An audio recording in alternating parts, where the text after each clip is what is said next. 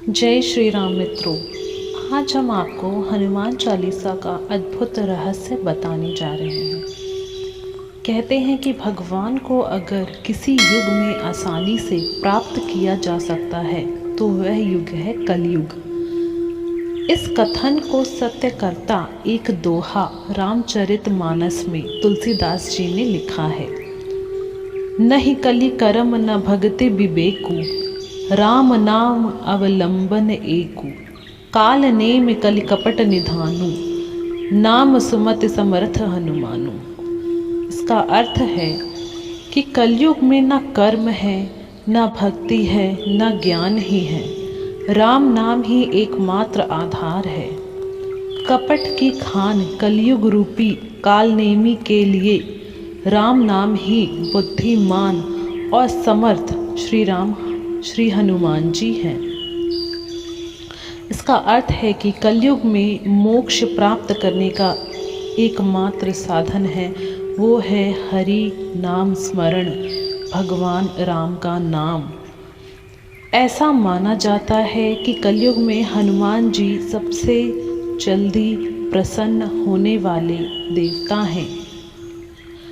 तुलसीदास जी ने हनुमान जी की स्तुति में कई रचनाएं रची हैं, जिनमें हनुमान बाहुक, हनुमान अष्टक और हनुमान चालीसा प्रमुख है। हनुमान चालीसा की रचना के पीछे एक बहुत ही रोचक कहानी है। आइए जानते हैं हनुमान चालीसा की रचना की कहानी। ये बात उस समय की है जब भारत पर मुगल सम्राट अकबर का राज्य था। सुबह का समय था। एक महिला ने पूजा से लौटते हुए तुलसीदास जी के पैर छुए।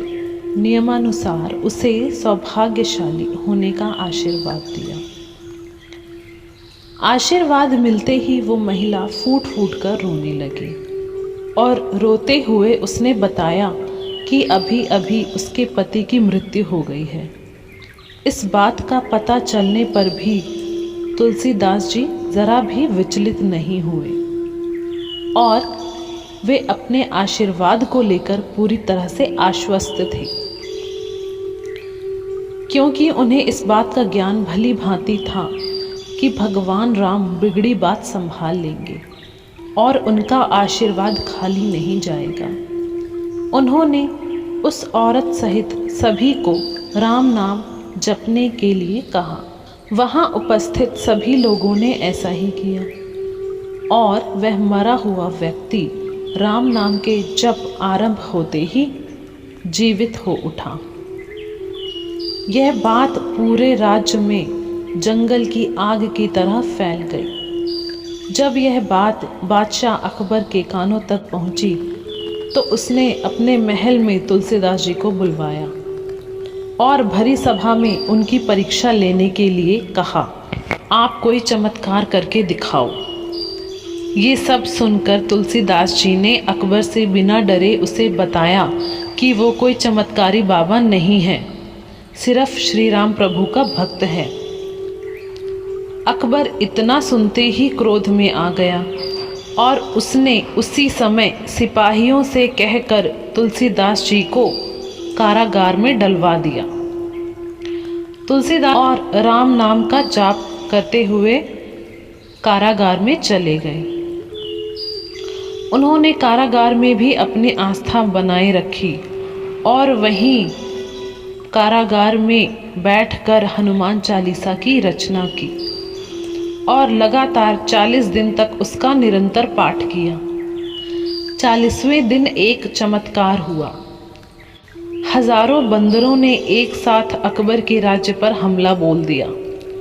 अचानक हुए इस हमले से सब अचंभित हो गए। अकबर को इसका कारण समझते देर नहीं लगी। वे समझ गए कि ये तुलसीदास जी की भक्ति की शक्ति है। उसने उसी क्षण तुलसीदास जी से क्षमा मांगकर उन्हें कारागार से मुक्त कर दिया।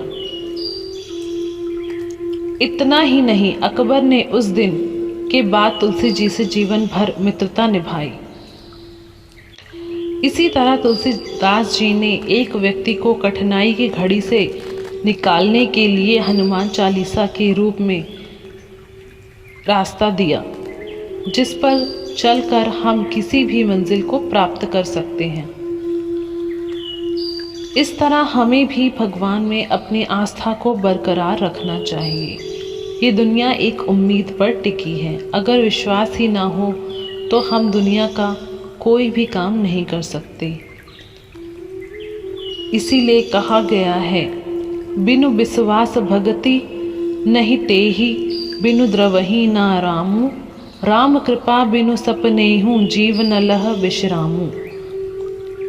अर्थात बिना विश्वास के भक्ति नहीं होती, भक्ति के बिना श्री राम जी नहीं होते, और श्री राम जी की कृपा के बिना जीव स्वप्न में भी शांति नहीं पाता।